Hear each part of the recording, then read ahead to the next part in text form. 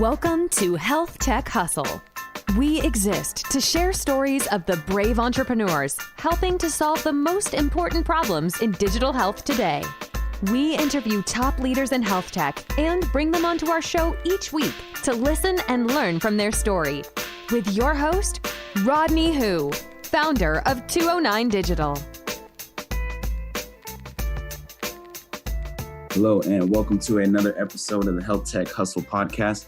My name is Rodney Hu. Today, I'm joined by a pretty awesome guest, Mr. Bryan Loomis. He is a board member, advisor, and mentor to a lot of digital health and health tech startups. And he also runs a rapidly growing Slack community called Viral Healthcare Founders. So I'm excited to have him on and pick his brain and allow him to share his story and thought leadership on what he's been doing in the space. So with that being said, Bryan, welcome to the podcast. Thanks for having me, Rodney. No problem. So let's just jump into it. Why don't you give the listeners a quick background of who you are and what you do in health tech? Yeah, so sort of as many of us do, I feel like in healthcare, either you start off on the healthcare side and fall backwards into, being in startups, or you start out in startups and then fall backwards into being in healthcare as well. I was more, I started out wanting to be in healthcare. I got my MBA here in town in Nashville and did a healthcare and marketing emphasis, thinking that I was going to go work for like HCA or LifePoint or one of the really big hospital organizations here. And, I had it in my mind that, if I was in the healthcare industry, then I'd automatically be helping. And then I took a healthcare economics class that was sort of a rude awakening for me to see, there's actually a lot that's wrong with healthcare right now, and things are a lot more expensive than maybe they should be. And the system needs a lot of change. And so that was sort of a realization for me to see, okay, well, if going to a large organization to work isn't the best way to drive change, maybe. And so that's sort of what led me to startups, because if you can grow a company from nothing to the point where it can have an impact, that gives you a real big lever to change some of the things in healthcare. And so I got involved in digital health specifically because I saw its potential to just change everything about the industry. So that's sort of how I ended up in it. And and so I worked in digital health for a couple of years, and then started, my own company to try to help more digital health founders, because I see each digital health company as sort of helping with their own particular small area of, the healthcare industry. So one might be taking care of, say, medication adherence. I'm working with one that's working on medication adherence, and, working with another one that's really focused in on, self-insured employers and driving costs down on that side through care coordination. And then you have, remote patient monitoring, you have, telemedicine, and all of these different areas where, they're specializing in a very unique thing and a very unique problem. And if, I can get 500 of these startups to grow, which is sort of my goal, is scale 500 startups to the point where they have enough market share that they're really making an impact on some of those global numbers where the US is just a whole lot more expensive than other countries, with, about the same in terms of outcomes. So that's sort of the dream and the vision behind what I'm doing now. Nice. And I was excited to have you on as a guest, just knowing your background. Me and you have kind of talked, and most of the guests I've had on this platform have been the founders, the CEOs, and the people who are starting and growing these startups. But your position's a little different, because you're not just one company. I mean, yes, you do have your company, but your goal is to help other startups. And so you work with people in different industries within the healthcare sector. And I'm interested to see how is that process of working with these companies? What should they be focusing on? And how do you go about collaborating with them? Yeah, that's a good question. So I've worked with little over 25 digital health companies now that I've helped in some way or another. So when you do that, like you said, you start seeing some patterns and some ways of doing things that can really, be helpful and impact. And so here's the one thing that I've seen to be most important in terms of growing a digital health startup, and the mistake that people usually make when it comes to that. Digital health, you're often selling something that's new, and you're selling it to a very entrenched industry that does not like to change. And so that's a very different situation than like if I go to the store and I'm trying to find a toothbrush, right? Because I already know I need a toothbrush. I know exactly what a toothbrush does. I've used a toothbrush before. If I have a problem with my medication adherence, I might not even know that that's that big of a problem. I might not have the metrics to track it. I might not know what the right solution is for that. I might not know that your company exists and can do the things. And so there has to be so much done before you get to that point of purchase. And I think that's where a lot of digital health founders go wrong, is you go out into the market and you're all, hey, buy my product, without establishing that trust and that relationship that's really needed before someone is willing to say, hey, I'm going to take a risk on you, right? So you got to sort of take someone through that journey of building that trust, giving them value first as the first step, and then illuminating that they actually have a problem. And then, telling them that your type of solution is the best solution to, solve that problem. So if it's, rehospitalization, for instance, people coming back to the hospital after they've gotten out of the hospital, then is the best solution for that, remote patient monitoring? Is it an analytics platform? Is it, a call weekly from the doctor? There are multiple solutions, and you need to tell them that your solution is the best. And then you get to the last step, which is really, where most people focus, which is, why are you better than your competitors? Like, they might not even be close to making that decision yet. And so you really got to start at the beginning. Nice. So just really reverse engineering the entire journey and understanding what needs to happen and when and where. Mm-hmm. Yeah. Yeah. And so another thing, I was looking at your LinkedIn and your Slack community, and everybody has a framework when they try to teach, right? And yours is interesting. It stands for P.A.G.E, P-A-G-E. So I was wondering if you could kind of break that down and give us a thought process behind your framework and the value of it. Yeah, absolutely. So it's the P.A.G.E methodology for digital health growth. And so there are the four things that I sort of see time and time again in successful digital health startups that are able to scale. So P stands for purpose. So you need to have a strong purpose, a why behind what you do.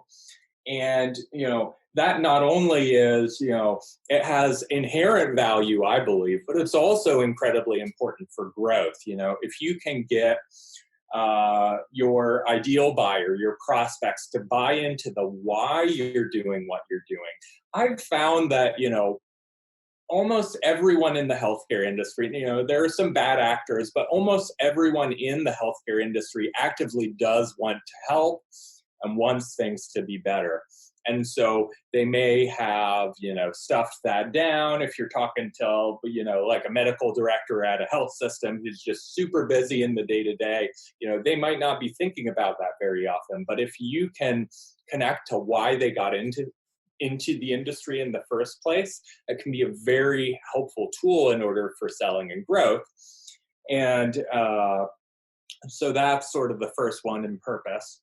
A stands for audience. So I describe this as a flask, not a funnel, and not like a flask full of whiskey that you drink. I'm thinking like an Erlenmeyer flask or a boiling flask like you get in science class, right? Yeah. So the idea behind audience is you want to build a group of people who are continually coming back to you. So at any point, maybe 4% of a market is about ready to buy, and the rest of the people are not. And so you're going to alienate them if you're just constantly selling to them and pitching them. And then if they don't buy in 2 weeks, you just sort of leave them alone.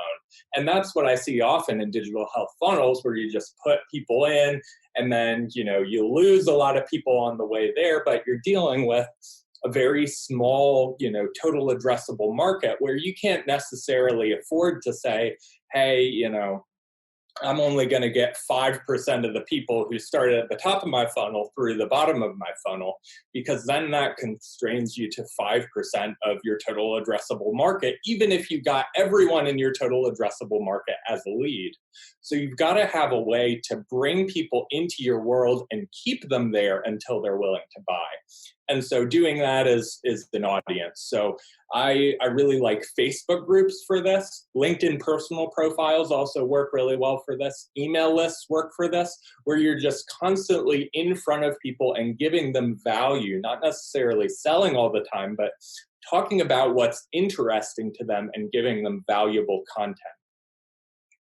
G is for gospel. Gospel means good news. So it's the idea that you want to give your audience the best news that they've ever heard. So it's beyond just product market fit. And really what you need to do in order to sell in healthcare is solve a pain point.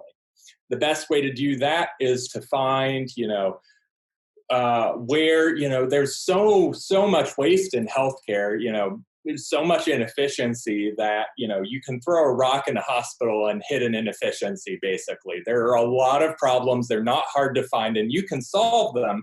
But then you need to find the right person to sell to with that problem who actually cares about it. So that could be, if you are selling, here's an example. If you're selling, an analytics tool that's going to bring the number of unnecessary services down, and you're trying to sell that to a health system that's under a fee-for-services business model where they get paid for every service that they provide, well, they're not actually incentivized to get rid of those unnecessary services because they're making more money the more care they provide. It's one of the problems with the incentive structures in healthcare. So they're not the person you want to sell this analytics platform to. You want to go on the payer side, on the employer side, find the person who's actually spending the money that's being wasted and sell it to them instead. And so just find that person. There's so much money being wasted in healthcare. You just need to find the right person who cares about that money, being wasted because they're paying for it out of their pocket. And so that sort of gospel is finding that pain, finding that point that's, okay, this is a problem for my organization, and solving that pain. And then E is the last one. It stands for experimentation. And experimentation is all about trying new things, figuring out what works and what doesn't. Every digital health startup is very, very different. I've actually been making a bunch of, 6-month plans for startups as a part of a new mentorship program I'm doing. And each plan we put together is pretty different, but also I tell them, we're going to get through the first 2 months of this, and then we're going to have to change the last 4 months. Like, I have an idea of what's going to work, but once you get in and actually get some data back and get some learnings, then you can start to steer in the right direction. And the quicker you can steer in the right direction is a lot more important than how fast you're going, in the wrong direction. So you've got to gain that early learning and figure out what's going on. What is your market responding to? What do they really care about with your product? And steer towards that and the things that actually work. Yeah, so that's the P.A.G.E methodology sort of in a nutshell. It's the time and time again, the things that will work, forever in digital health. And then, we have tactics too that we like to use, but the methodology is really like, what are the ways you need to think? How do you need to approach this to build a system of growth? Yeah, that's awesome. I think that's a powerful sort of framework that you described. That's going to be probably the most valuable part of this podcast. But you did mention something as you're talking. Audience really stuck out to me. and the importance of finding the decision makers and not trying to sell to everyone. Like you said, only 4% of the market's ready to buy at one time. And so what would you say is the best way to facilitate those conversations with the decision makers? How do you go about finding them and nurturing that relationship to ideally become a business relationship? Yeah, so is it more, how do you find the right people in an organization, or is it more, how do you find the people, the organizations that are most ready to buy? I would say number one, how do you find the people? Yeah. Finding the right people is usually, I really love LinkedIn for this, being able to identify particular job titles, particular people. And really what you'd want to do is experiment with this, right? So I'll tell you a story. This is a good story. So at one of my digital health startups, we had sales reps who really thought, okay, the best way to break into big health systems is to go from the bottom up. So we are going to sell to physicians, and then we are going to work our way up from those physicians to the decision makers. We'll get a physician to be our champion, and then we'll work our way up. Now, we trusted those sales reps. They'd been in the industry for a while, and so we didn't really test it. We made an assumption that that was the way to go. And because we didn't test it, about 6 months later, we weren't getting any traction, with that particular segment. And so we had to go back and say, okay, was this a valid assumption? We started selling to higher up, more of a top-down sort of strategy, and that started working a lot better for us. So, you don't want to assume that and you might, a lot of the more physician entrepreneurs who have been in the industry and then started their own business think that everyone universally has the same problem and the same situation that they did when they were in the industry. And that's not necessarily the case, but the data doesn't lie. You want to get good information from a large group of people that tells you, does this actually work or not? So great way to do that is running Facebook ads or LinkedIn ads, or just reaching out to people on LinkedIn and seeing what resonates and what doesn't. What am I getting in terms of, reply rate, open rate on these emails, click-through rate? Who are the people that really care about this stuff? And how can I, tell that this is a path that's going to work for me and this is not? And so I like to use LinkedIn Sales Navigator to find good job titles.